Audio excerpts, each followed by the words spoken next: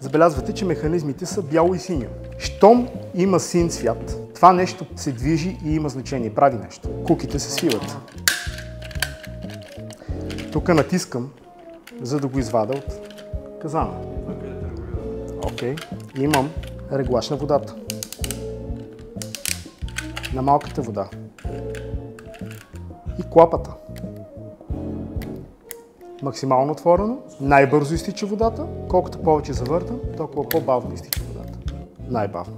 Как съм сигурен, че всичко е на мястото си, въпросната кошничка се слага.